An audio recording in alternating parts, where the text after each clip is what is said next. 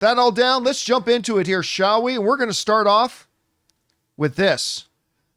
I have loved Simon Pegg ever since Shaun of the Dead. Now, I know he was around before that, but that was my first introduction to him. He's been great. Always love his stuff. Well, he's got a new movie coming out called Angels in the Asylum.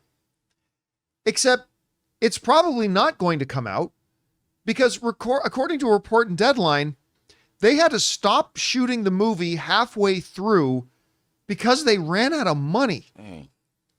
And this wasn't like a 5-month shoot. This is a 1-month shoot. They got 15 days into shooting this movie. And by the way, it also has Minnie Driver in it, who I love Minnie Driver. And Catherine Watterson, who was like the main love interest in the Fantastic Beasts movies. She's really great. I like her a lot. But anyway, this is what Deadline writes. Angels in the Asylum, British indie film starring Simon Pegg and Catherine Watterson, as I mentioned, also Minnie Driver's in it, has stopped shooting indefinitely after running out of cash midway through the production. Angels in the Asylum was mounted without its financing fully in place and had to halt filming in February, 15 days into a month-long shoot. There is no clarity on when the $5 million, 6.4 million American production might restart as producers scramble to bring in new financing. Angels in the Asylum is set to tell an important story about women incarcerated against their wishes, but has created a messy legacy in which crew members are said to be owed at least probably an American $750,000, but the cast got paid. The cast pay was ring-fenced, is that the phrase? Yeah, in an escrow account under equity non-union agreements. So like they have a system in place over there where before shooting even begins, the money to pay the actors is always secured.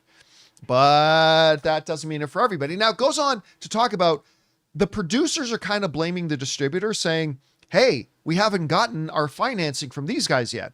But the distributor saying, we never had an agreement to finance the film. We only agreed to put in money to assist in selling the film. So it's a huge mess. Stopped halfway through production. All right.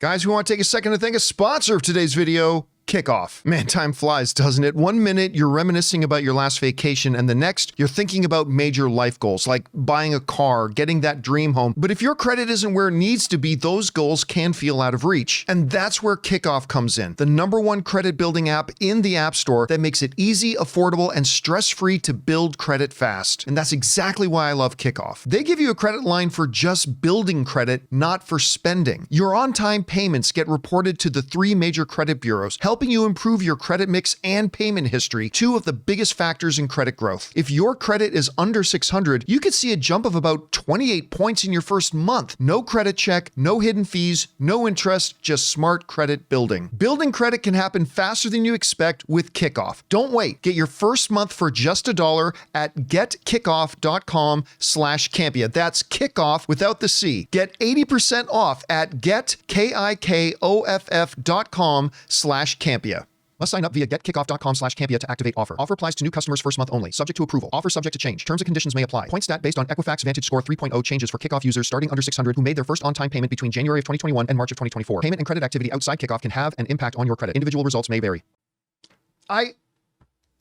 Listen, I've made a couple of little films, like little tiny ones, but I don't know.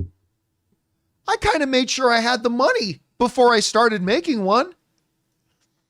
Like my first movie that I did, tiny little film, The Anniversary.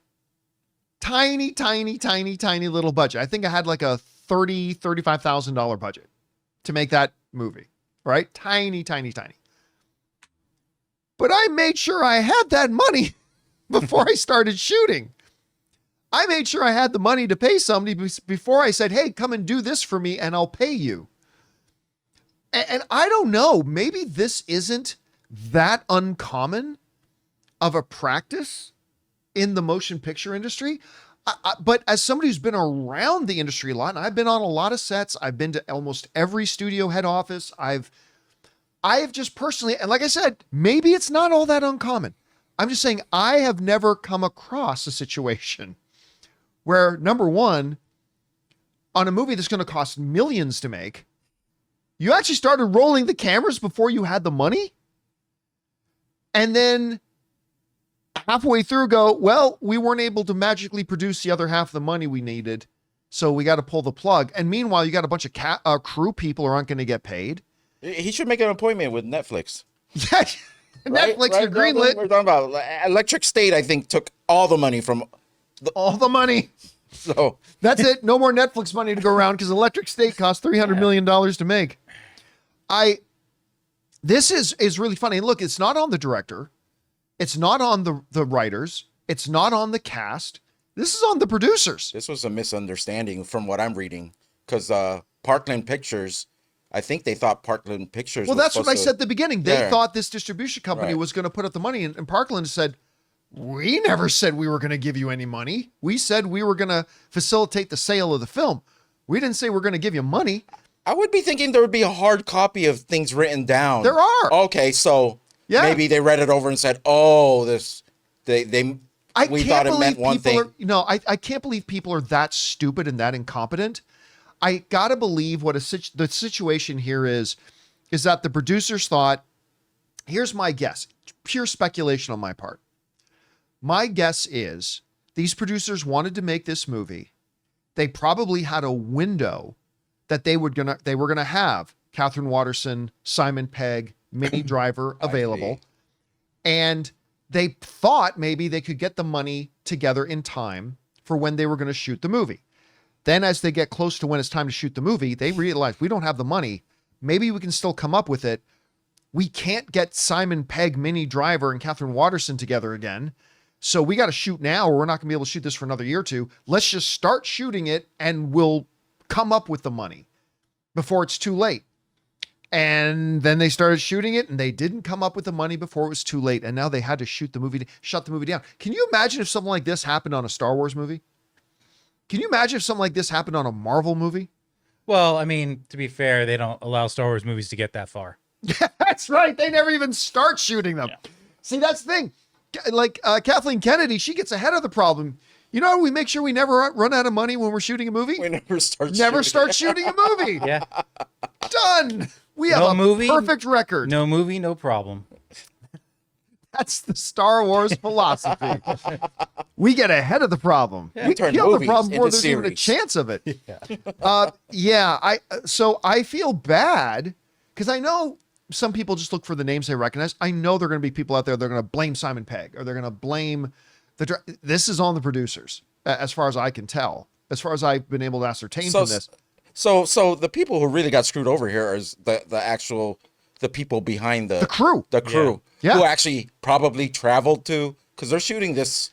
I think it was a British production. Yeah, it's British production. They probably didn't have to travel or anything like that. But here's the thing: that's time they couldn't be working somewhere else. You worked for weeks, and you're not taking other jobs because you're committed to this one. And some of them probably accounted for that money already. Oh, yeah, not some of them. Like, oh yeah, I'm going to be getting this, so we can take care of this. And that's one of the worst situations you could be in. This is how they pay their rent. Yeah. This is how they pay their bills.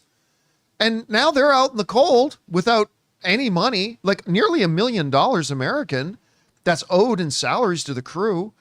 I mean, and I don't blame the actors for getting paid. You have that system set up where your money and your payment is secured. So that good for you.